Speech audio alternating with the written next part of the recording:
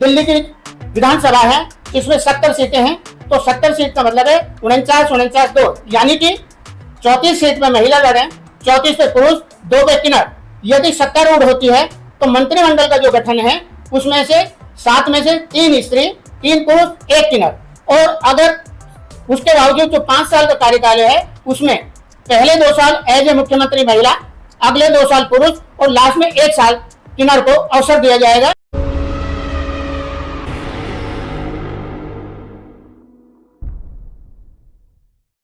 यहाँ पर उपस्थित सभी मीडिया के पदाधिकारियों का मैं स्वागत करता हूँ और आज स्वतंत्रता दिवस के उपलक्ष्य में राष्ट्रीय नागरिक पार्टी की तरफ से देशवासियों को शुभकामनाएं देता हूँ। साथियों, सर्वविदित है कि इस देश में रोज़ नई पार्टियाँ बनती हैं, लेकिन ये देश भारतवर्ष जो अपने आप में संपूर्ण है, हर चीज़ से संपूर्ण है, लेकिन उसके बावजूद भी इस देश के आज़ादी की आज 80वीं वर्षगांठ मनाई जा रही है, जिसमें न जाने कितनी परियोजनाएं बनी रही होंगी। इसके बावजूद भी आज देश की जो हालत है, लोगों को सड़कों पर आना पड़ रहा है, लोगों को प्रोटेस्ट करना पड़ रहा है, लोगों को अपनी बात कहने के लिए हिम्मत जुटानी पड़ रही है, जबकि इस देश में जो इस देश के वासी हैं उन सबको अपनी बात कहने का हक है, अधिकार है, लेकिन फिर भी उनको अगर अपनी बात कहनी पड़े तो उन्हें न जाने कितना कुछ झेलना पड़ता है।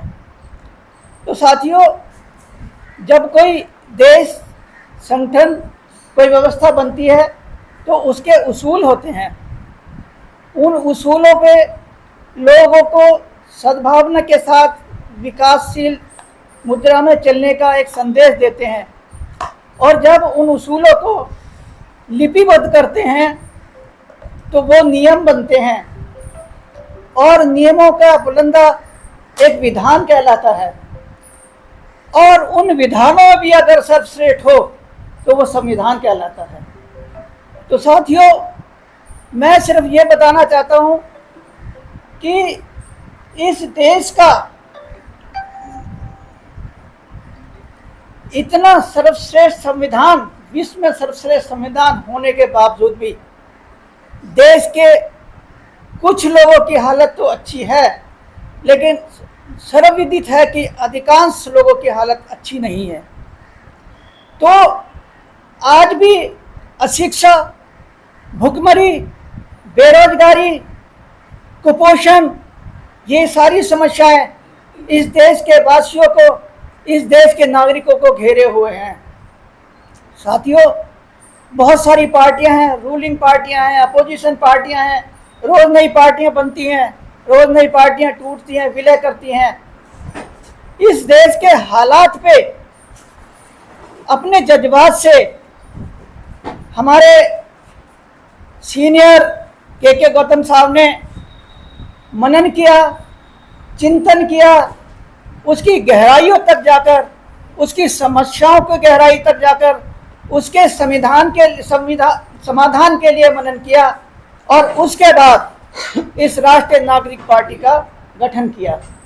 तो साथियों, जिन्होंने अपनी भावनाओं से ओतप्रोत होकर, अपने मनन करके, दिन रात चिंतन करके जो बातें सोची इस देश के लिए, इस देश के नागरिकों के लिए, जो आज तक संविधान की तो बात सब करते हैं, संविधान का उपयोग करके सत्ता तो प्राप्त करते हैं, लेकिन संविधान का उद्देश्य क्या है? संविधान की उद्देश्य का ही उद्देश्य है, लेकिन आज तक उसको उपयोग में लाने की किसी ने कोशिश नहीं की। संविधान के रचयिताओं ने यह संदेह पहले बहुत व्यक्त किया था कि संविधान बहुत कितना भी अच्छा हो, लेकिन अगर संविधान को चलाने वालों की नीयत अच्छी नहीं है, संविधान चलाने वाले अच्छे नहीं हैं, तो वो संविधान अच्छा लागू नहीं हो सकता, साबित नहीं हो सकता। इसी बात पे बहुत गहराइयों से चिंतन मनन करके इस उम्र में 70, 72, 73 की उम्र में उन्होंने अपना एक एक पल देके, अपना एक एक क्षण देके, अपने पास जो भी पूंजी वगैरह है उसको लगा के इस पार्टी का गठन किया है। तो हम सबका एक विशेष कर्तव्य बन जाता है कि ऐसी सोच को प्रोत्साहित करने के लिए आप जैसे जो लोग आगे आए हैं, मैं आपका तहे दिल से शुक्रिया अदा करता हूं, आपका सम्मान करता हूं, आपको शुभकामनाएं देता हूं। और इसके साथ इस पार्टी की क्या भावना है, क्या उद्देश्य है, मैं अपने माननीय के गौतम साहब राष्ट्रीय अध्यक्ष राष्ट्रीय नागरिक पार्टी जी को आमंत्रित करूंगा कि वो अपनी बात देशवासियों के संदेशों के रूप में दें। साथियों, अभी जो साथी आपके साथ जुड़े हुए थे उनका नाम के गौतम जी हैं, एडवोकेट हैं और पार्टी के राष्ट्रीय प्रवक्ता एवं उत्तर प्रदेश के प्रभारी हैं। ये उनका परिचय। मेरा नाम के गौतम, कृष्ण कुमार गौतम है, राष्ट्रीय नागरिक पार्टी अध्यक्ष। तो साथियों, प्रेस कॉन्फ्रेंस शुरू करने से पहले आप साथियों का हम स्वागत करते हैं और स्वतंत्रता दिवस के अवसर पर आप और आपके परिवार को पुनः हार्दिक बधाई देते हैं कि आप और हम सब भारत के संविधान के तहत जो स्वतंत्रता भोग रहे हैं उसे बचाने की भी नैतिक जिम्मेदारी हम सब की है। तो अभी साथियों, हम 3 भागों में बात करेंगे।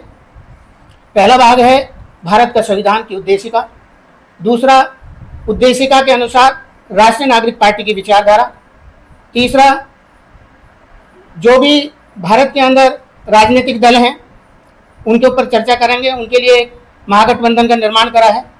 तो मैं अपनी बात शुरू करता हूं। भारत का संविधान किसी व्यक्ति विशेष, धर्म और समुदाय के लिए समर्पित नहीं है, बल्कि राष्ट्र के नागरिकों के लिए समर्पित है। इसीलिए भारत का संविधान हम भारत के लोग अर्थात वे लोग जिन्हें संविधान के भाग 15 अनुच्छेद 326 मताधिकार प्राप्त है, वे ही लोग अपने मत के द्वारा क्षेत्र के उम्मीदवार को चुनकर लोकसभा विधानसभा में भेजते हैं। तो जैसा कि संविधान की उद्देशिका में लिखा है कि हम भारत के लोग भारत को एक संपूर्ण प्रभुत्व, समाजवादी, धर्मनिरपेक्ष, लोकतांत्रिक गणराज्य बनाने तथा समस्त नागरिकों, तो शुरुआत में ही हम भारत के लोग से हुआ है और उन्हीं को समर्पित है। वे ही भारत के संविधान के तहत प्रतिनिधियों को चुनकर भेजने का काम करेंगे।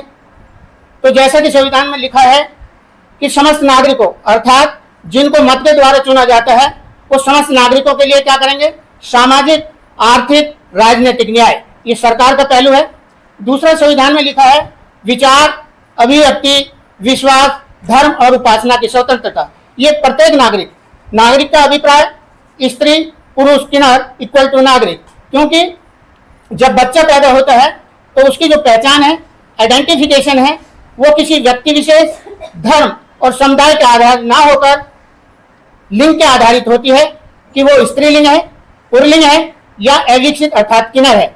इन्हीं के लिए देखा जाए प्राकृतिक रूप से और संविधान के सब नागरिक से तो जो समाज बनता है वो समाज स्त्री समाज, पुरुष समाज, किन्नर समाज, जिसके लिए संविधान में लिखा समस्त नागरिकों को सामाजिक, आर्थिक, राजनीतिक न्याय।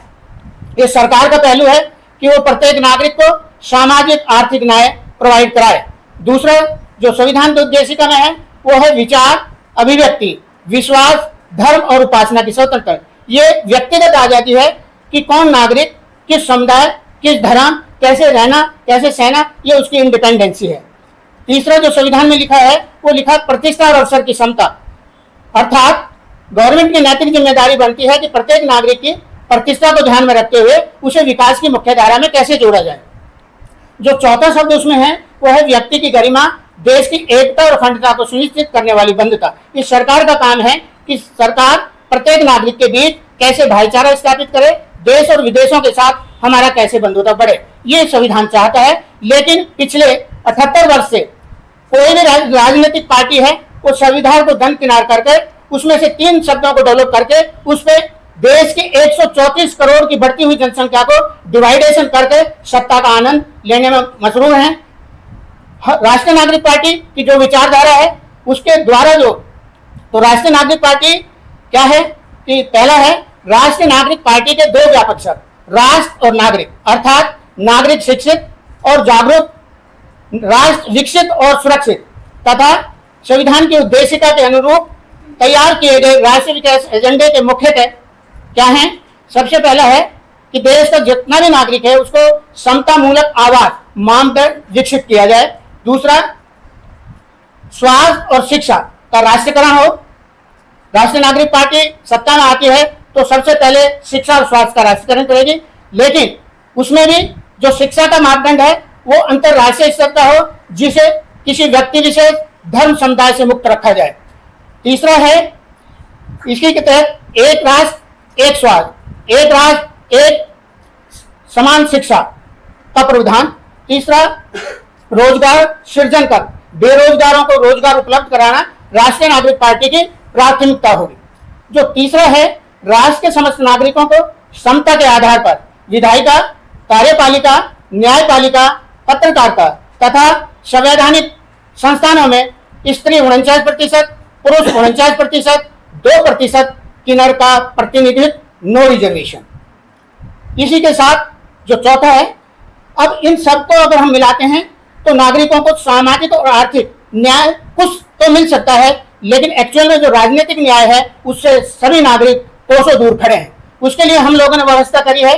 जैसे उदाहरण के तौर पर दिल्ली की विधानसभा है, इसमें 70 सीटें हैं, तो 70 सीट का मतलब है 49-49-2, यानी कि 34 सीट में महिला लड़े, 34 पे पुरुष, 2 पे किन्नर। यदि सत्तारूढ़ होती है तो मंत्रिमंडल का जो गठन है उसमें से 7 में से 3 स्त्री, 3 पुरुष, 1 किन्नर। और अगर उसके बावजूद जो 5 साल का कार्यकाल है उसमें पहले 2 साल एज ए मुख्यमंत्री महिला, अगले 2 साल पुरुष और लास्ट में 1 साल किन्नर को अवसर दिया जाएगा, लेकिन तीनों ही मंत्रिमंडल गठन में नए विधायकों का प्रवेश होगा। तो इससे हमें लगता है कि जो अभी 78 साल में परिवारवाद और व्यक्तिवाद पनपा है उसे शायद हम कंट्रोल कर सकें। ये हमारी विचारधारा है।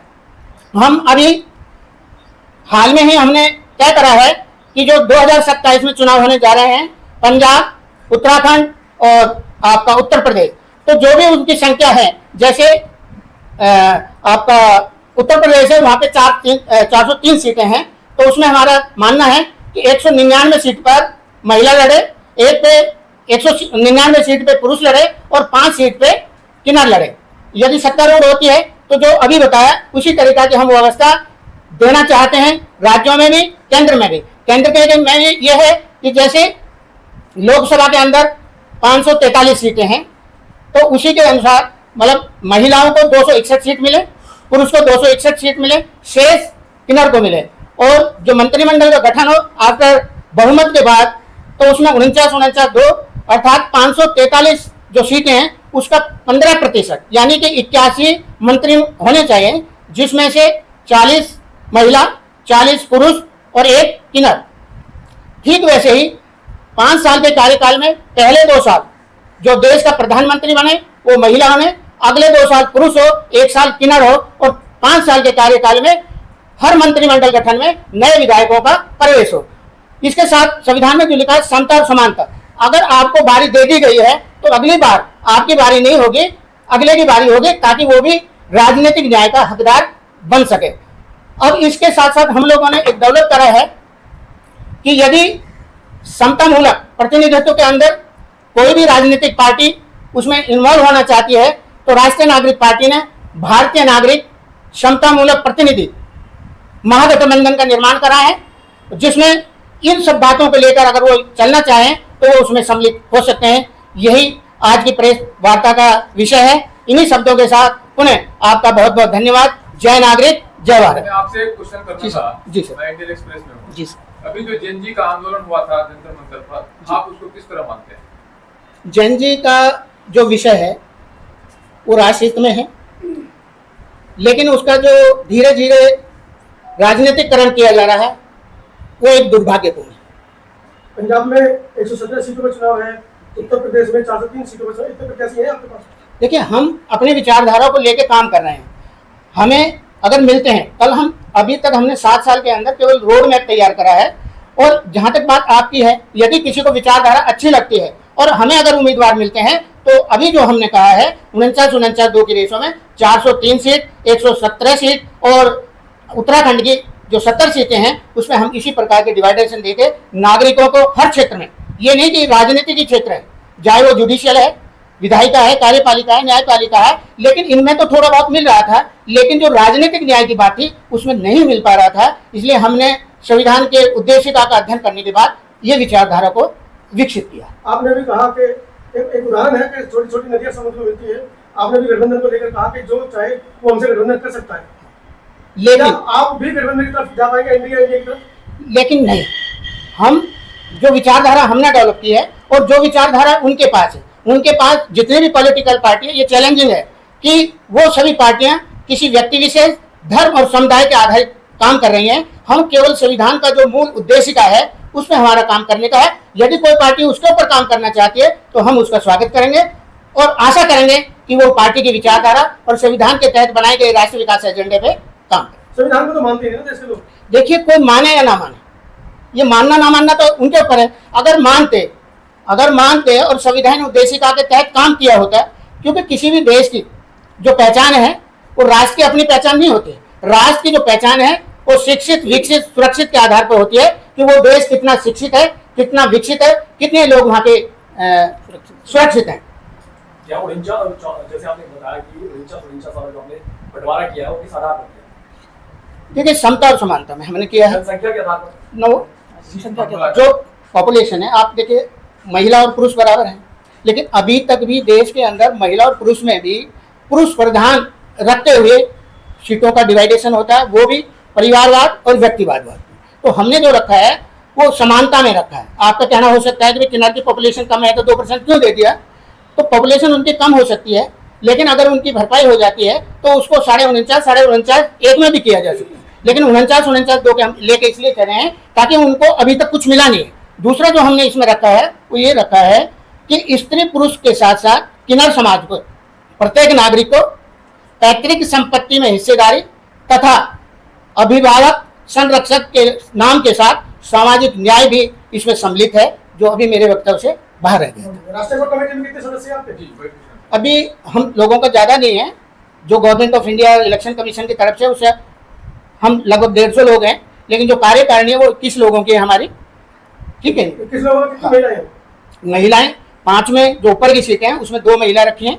आपके सामने मैं बैठा हूँ, एक उपाध्यक्ष है, वो हैं। अभी हम जो फीलिंग कर रहे हैं वो केवल किन्नर की कर रहे हैं कि किन्नर हमारे साथ अभी नहीं जुड़ पाया है, लेकिन ये नहीं है कि हमारी विचारधारा चेंज हो गई है। हमारी विचारधारा वही है 49। आपके कितने राज्यों में अभी संगठन का? जी सर, अभी जो पार्टी का जो संगठन है फिलहाल महाराष्ट्र, जी उत्तर प्रदेश जी और आपका उत्तराखंड, इसमें हमारे जो पदाधिकारी हैं, अभी जो नॉमिनेशन है वो केवल प्रभारी के रूप में है। विकसित करना, जैसे ही वो बताएंगे इसको क्या बनाना, तो हम विकसित करने का काम करेंगे। चलिए आखिरी सवाल ले लेते हैं। हाँ जी। वोट आपको क्यों देगी देश की जनता, इस पर अपनी प्रतिक्रिया दें।